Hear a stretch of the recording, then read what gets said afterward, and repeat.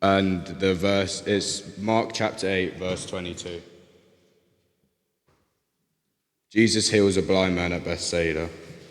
They came to Bethsaida, and some people brought a blind man and begged Jesus to touch him. He took the blind man by the hand and led him outside the village.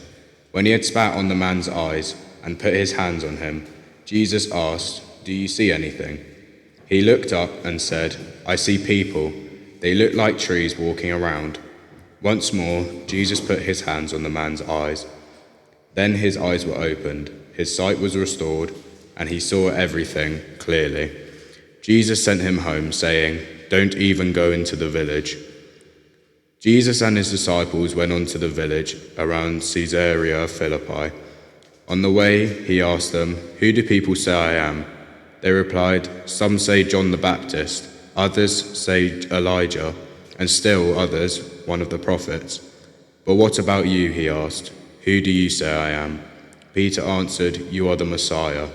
Jesus warned them not to tell anyone about him. He then began to teach them that the Son of Man must suffer many things and be rejected by the elders, the chief priests, and the teachers of the law, and that he must be killed and after 3 days rise again. He spoke plainly about this, and Peter took him aside and began to rebuke him. When Jesus turned and looked at his disciples, he rebuked Peter. "Get behind me, Satan," he said. "You do not have in mind the concerns of God, but merely human concerns." Then he called the crowd to him along with his disciples and said, "Whoever wants to be my disciple must deny themselves and take up their cross and follow me. For whoever wants to save their life will lose it, but whoever loses their life for me and for the gospel will save it. What good is it for someone to gain the whole world yet forfeit their soul? Or what can anyone give in exchange for their soul? If anyone is ashamed of me and my words in this adulterous and sinful generation, the Son of Man will be ashamed of them when he comes in his Father's glory with the holy angels." Father, we thank you for your word to us. We thank you for the way that you raised up Matthew, Mark, Luke and John to compile their accounts of the life and the teaching, the actions, the death and resurrection of the Lord Jesus. And thank you that you protected those accounts, and thank you that we have them today. And we thank you for Mark. We thank you for the way he's arranged his material and what he's communicating to us. And we pray this morning you would give us eyes that are wide open, Lord, to see what you're saying to us today. And we ask this in Jesus' name. Amen. I'm going to get you just for a second, a minute, just to chat with people nearby. I'm interested with Jesus' question about who do the people say I am? And I wonder if you were to ask people that you know or circulate with, school, college, work, neighbours, what sort of answers do you think you would get? If we could just have a minute just to chat with those nearby, and then we'll maybe shout a few out in a little while. What might people say?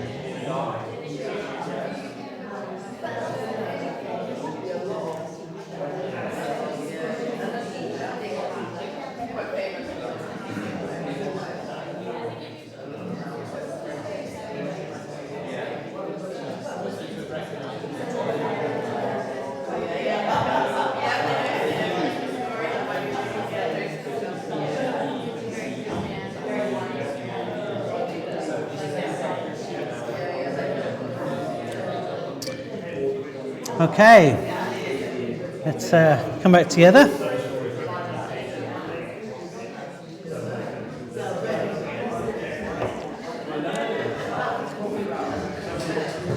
Let's restart.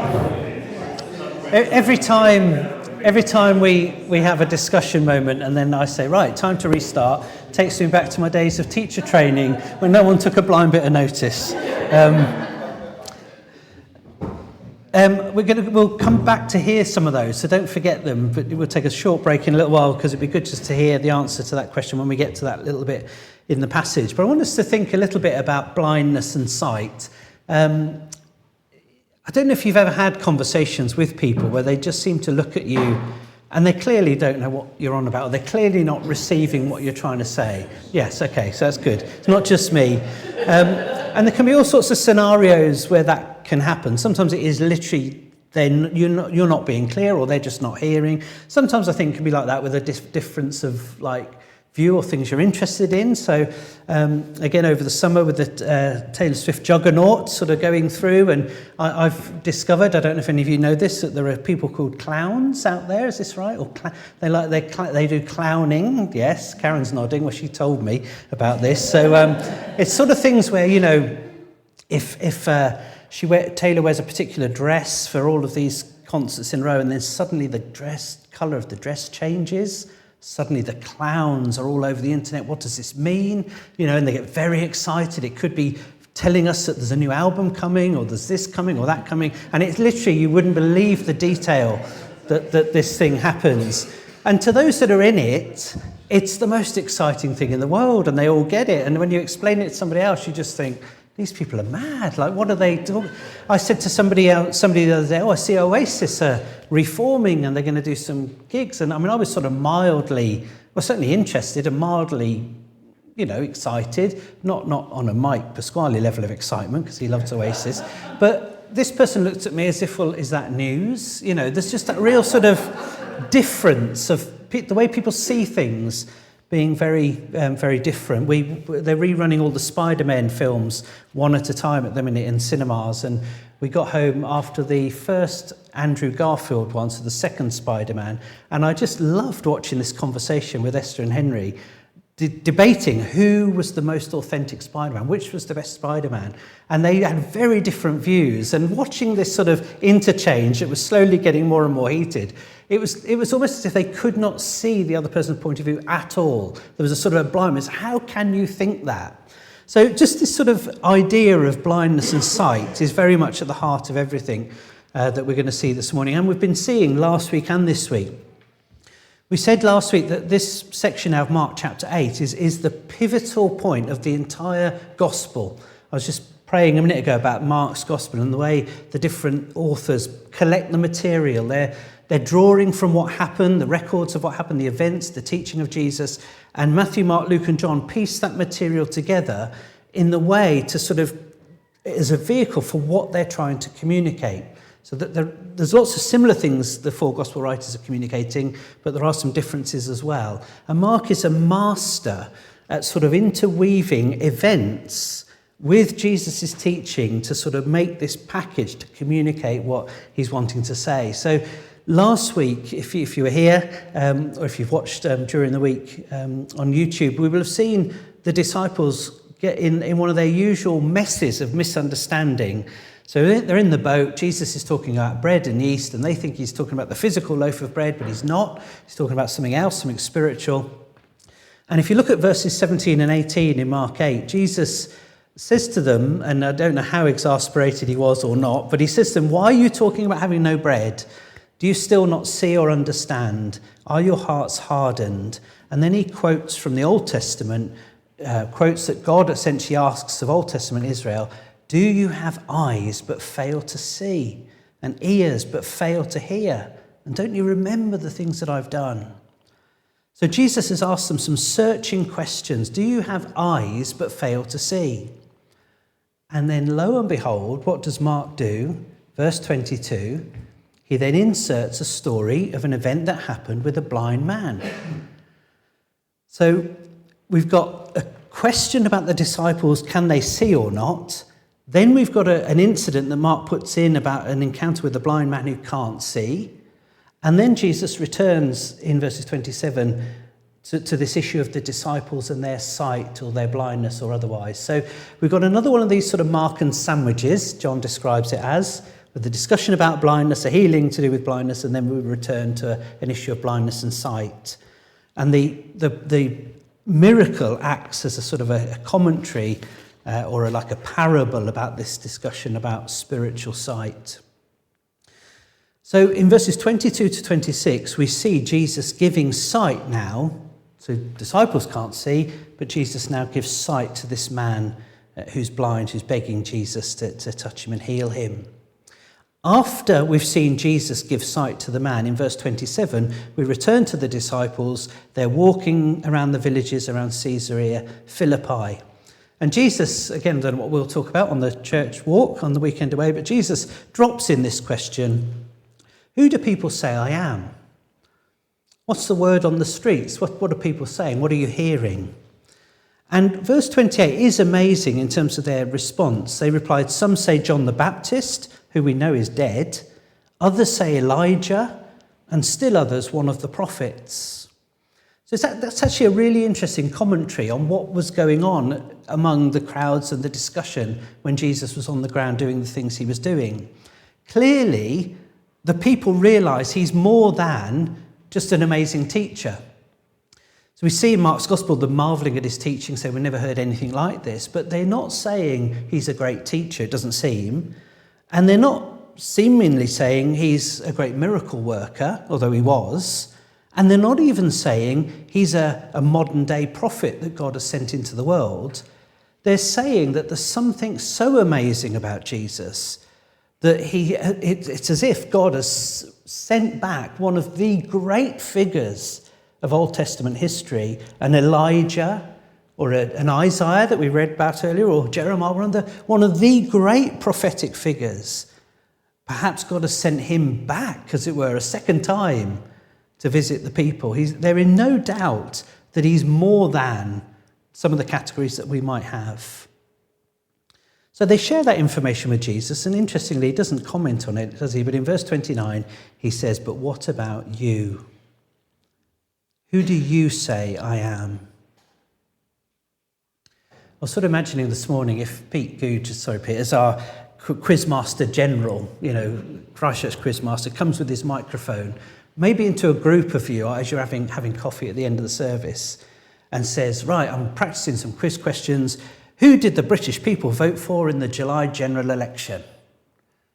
Well, most of us, I would imagine, I would think all of us could probably ask that question. But if Pete then popped the microphone under your lips and said, and who did you vote for? That's a different thing, isn't it? There'll be some of us probably would quite happily just say Labour, Conservative, whatever. But for some of us, it might be like, oh, that's a bit... not sure if I want to say, really, in front of everybody. I was thinking about like a religious studies or religious education class at school, and you're perhaps debating as a class on sort of different ethical issues, maybe topic of euthanasia or something, or place of sex and relationships, and what do people think today? What are today's views? And it's one thing, isn't it, to share what people out there are saying, but if the teacher was to then say, and Jemima, what do you think on this? It's like, you just want the whole to open up and swallow you, wouldn't it? It's something quite personal. And I think that's the sort of sense I get here. Who do the people say I am? Disciples happily sharing what they're hearing. What about you? He says, who do you say I am? And the amazing thing, if you look at the end of verse 29 there, if you've been here going through Mark's Gospel, watching these disciples, suddenly the light dawns. Peter answers, you are the Messiah. And you've got to have travelled along with them to get the sense, and even just those questions back in verses 17 and 18. Do you not understand? Do you not see? Are your hearts hardened? You have eyes but fail to see, ears that fail to hear. But suddenly, Peter finally gets it. He gets what we know from verse 1 of chapter 1. You are the Christ. You are the Messiah. And I would love, this is one of my questions when we get to heaven. and we get to have coffee with Mark. I want to know, why does he omit a little detail that Matthew puts in? So this is Matthew's account of the same thing. But what about you? He asked, who do you say I am? Simon Peter answered, you are the Messiah, the Son of the living God. And Jesus replied, blessed are you, Simon, son of Jonah, for this was not revealed to you by flesh and blood, but by my Father in heaven.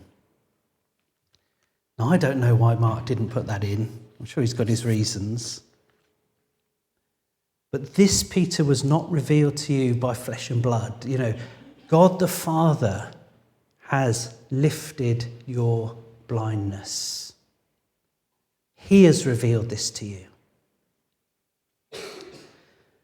Partly from, again, what we said last week, you take a little bit of a deep breath, because verses 17 and 18, the question there was, are the disciples going to continue to be blind with hard hearts like Israel of old? The prophets asked them that question, and now we can think, phew, no, they can see.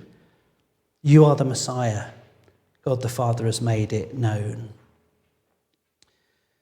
Peter here is, again, if in case we haven't picked this up in the past, Peter is here declaring that Jesus is the Christ. He is the promised King.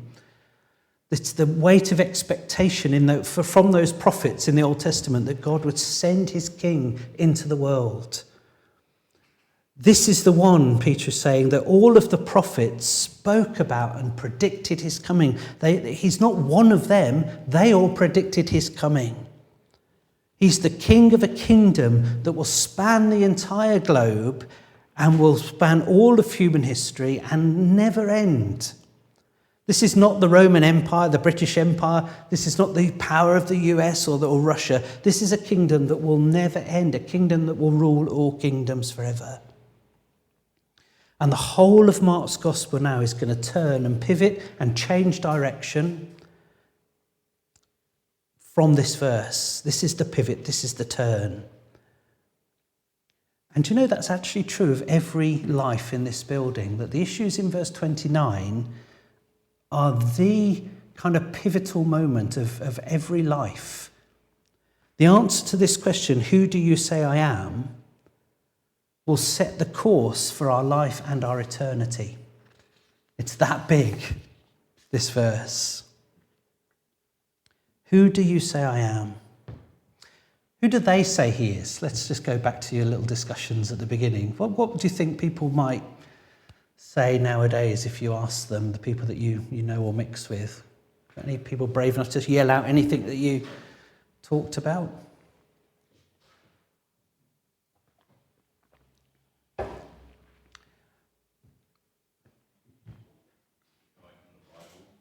The guy from the Bible? Is that what you said, dear? Brill? Yeah. Anything else?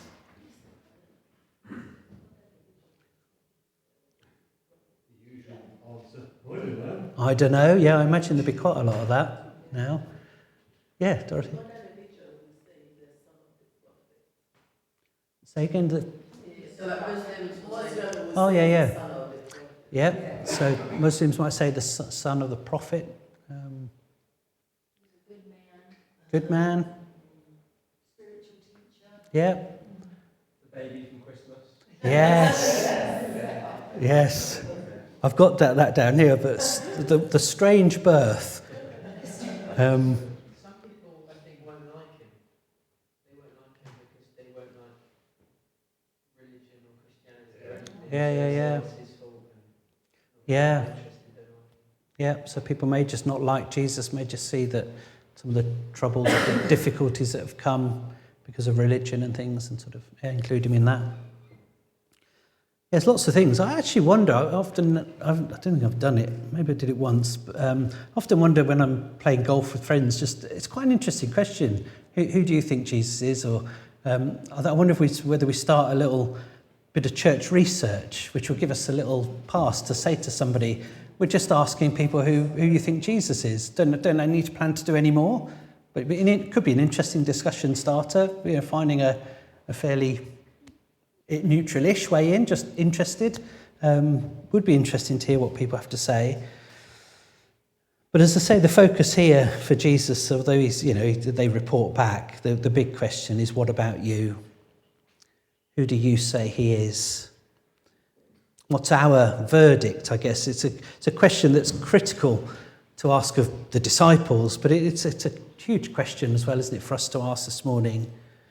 Are we with Peter? Do we agree with him? Jesus is the Messiah, he's the Christ, he's the Son of God. Or do we disagree? It's a critical question.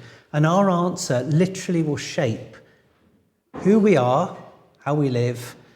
And biblically, we're told that the answer to that question shapes our future, our eternity.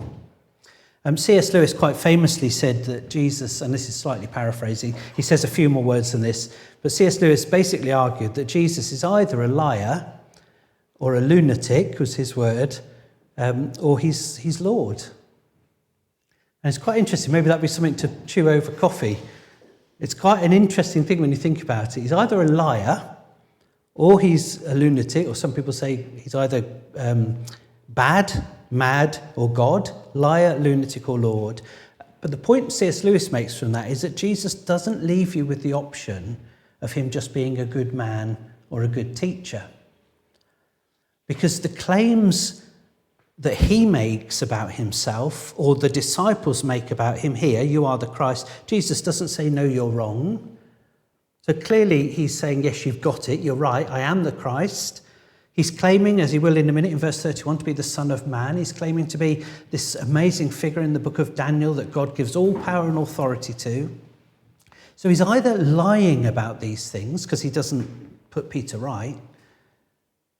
He's either lying and deliberately misleading people, which it's quite hard to get that to stack up against what we know of him in the rest of the Gospels and so on, or he's just deluded. He's not meaning to mislead people, but he is deluded in thinking he's the Christ or the Messiah. That's another option. Or he is the Messiah, he is God's king, he is who he claimed to be. Logically, I don't know if you can find other categories. We won't stop now because we'll be here too long. But it is hard to think, well, what other options are there? And so we've got to think about that. What do we make of him? He can't be a good man if he's lying. He can't be deluded if all of the evidence seems to point to the fact that he's not. He doesn't act like a deluded person. So who is he? It's a critical question for us to ask. And the whole Bible's teaching, which you see here in Mark 8, is that until we have made our mind up on this, if we haven't come to the conclusion that he is God's king, then Mark 8 says we're blind. We're in unbelief, if you like. So before Peter came to this conclusion in verse 29, the words in verses 17 and 18 were true of him and the disciples. Do you have eyes but fail to see, ears but fail to hear? Do you not understand? Are you hard-hearted? That's where the disciples were. They couldn't see. They didn't know who he was. They knew he was something, but they didn't know that he was the Christ, he was the Messiah, until verse 29. We all start outside of his kingdom until we acknowledge the King, until we see who he is and put our trust in him. In terms of our eternal future, often there's probably unhelpful pictures, aren't there, of St. Peter on the gates of heaven and, is he going to let people in or not or whatever. It's not a very helpful picture, but ultimately there is that sense, isn't there, when it comes to judgment and meeting God, the question really is, do you know the King? Have you acknowledged the King? Have you trusted the King? I think I've mentioned this before, so apologies for that, but it's just, I think I'm thinking in terms of guest lists or something. We've talked about concerts earlier on, but if you know somebody, if you happen to know Taylor Swift, you might be on the guest list. You turn up at Wembley or whatever, and I know Taylor, or Tay, as I like to call her, and we look down the guest list, and yes, there's your name. She's had your name put on that guest list. Come on in. I can't remember the details now, but I remember somebody once giving this sort of illustration of heaven, this sort of thought that we have, that somehow we can say throughout our whole life we want nothing to do with Jesus as king. We don't believe he's king. We don't want to serve him as king. And yet, weirdly, we expect that when we turn up on Judgment Day and we come, as it were, to the door of his house and the great banquet, that we expect to be invited in.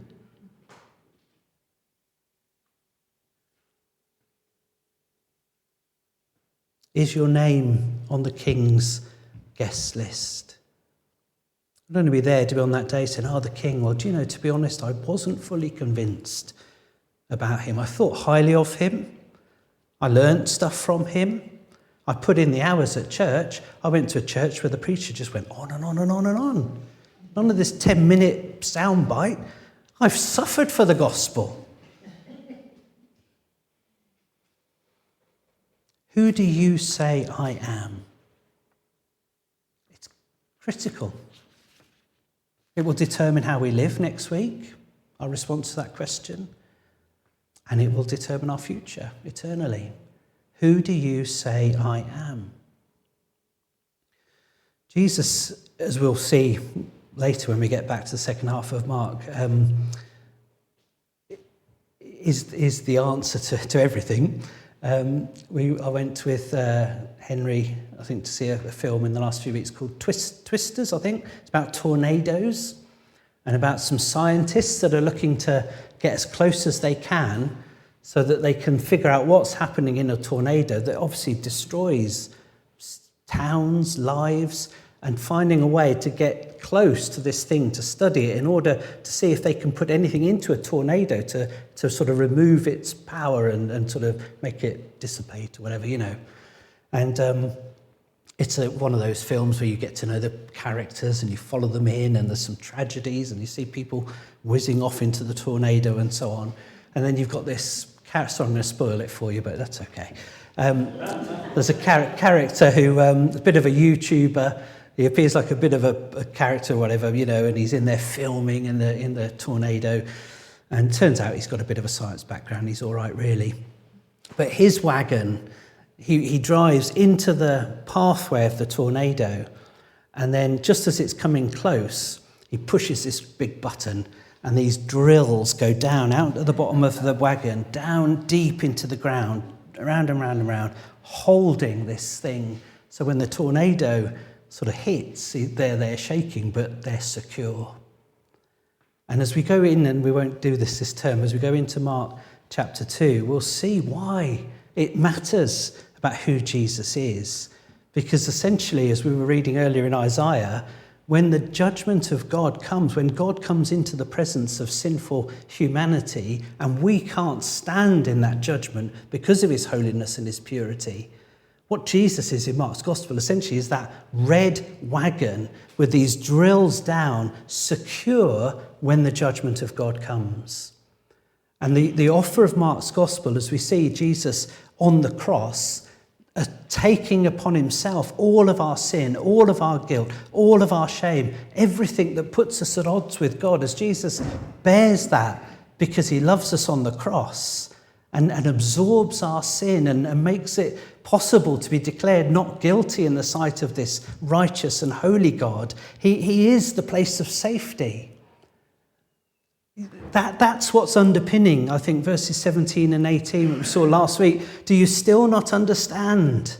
Your heart's hardened. You have eyes, but you fail to see, ears, but fail to hear. He's not an angry head teacher. He's the crucified, the one who will be the crucified Christ, saying, there is safety in me, but first step, you need to see who I am.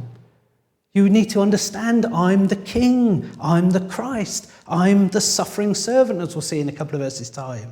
I am the place of safety. I'm going to change your life day by day, but the big picture is that I am the place of safety. I've come for you. And so I just felt as we're preparing this and we're going to wave goodbye to Mark's Gospel, just wanting to say to every one of us here, including myself this morning, are you clear on your answer to that question? what about you? Who do you say I am? Do you see? Will you come to me? And I want to just urge us all here this morning, don't park that question away, into your mind. Think, well, I'll get back to that. I've got stuff to do, It's so crucial to wrestle until you are sure with your conclusion. Even if your conclusion is, I don't think Jesus is the Messiah, I don't think he's the Christ, I don't think he's God's answer, be sure of that, because it really matters that we're sure. So again, if anybody here can do anything to help, talk over questions, wrestle with these things, it can be a course, but it can be a coffee and just, these are my objections, these are the things I can't get through. Don't leave Mike and Annika, if you're younger here, don't give them a minute off. Harass them. Ask your questions. If Mike or Annika teaches something and you say, I just don't know if I believe that. Convince me, why should I believe that? Do everything. Harass them. Right, we're going to leave Mark's Gospel in 2 or 3 minutes' time. We're then going to go to 1 Corinthians for the rest of term and start a new book and a new thing to think about. But let me just give you a conundrum that this Gospel, I think, finishes on, and then we'll leave it. What do you make of verse 30?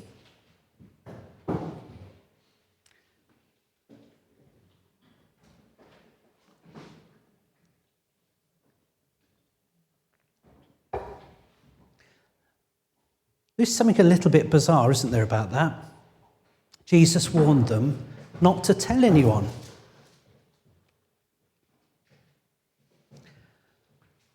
I've been doing my best last week and this week to say that seeing who Jesus is absolutely critical. And the moment the disciples see it, he tells them not to tell anyone else. And after the blind man has been healed, in the little passage we barely looked at, it's just there in the middle of the sandwich, after this amazing healing, Jesus sends him, verse 26, saying, don't even go into the village, or if you've got a footnote, don't even go into the village and tell anyone. And if you've been here through Mark's Gospel since Easter, every time Jesus seems to do an amazing sign that he's the Messiah, he asks the people not to tell anyone.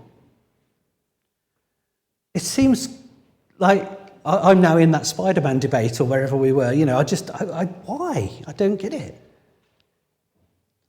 He's so concerned that the disciples don't see.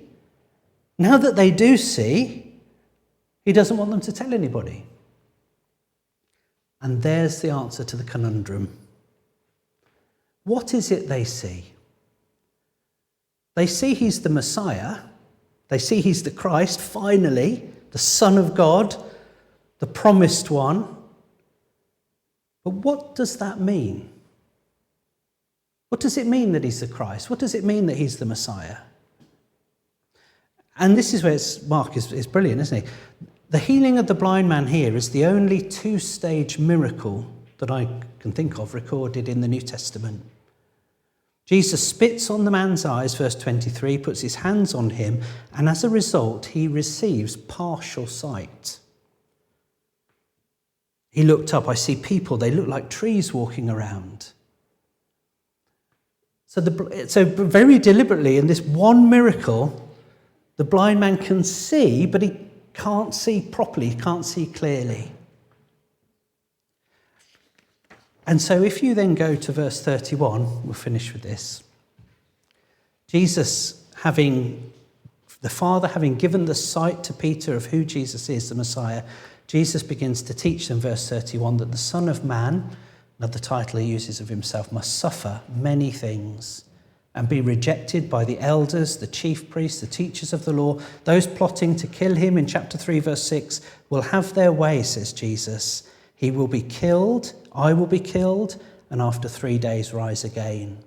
He spoke plainly about this, and Peter took him aside. Peter, the all-seeing Peter, takes Jesus aside and begins to rebuke him.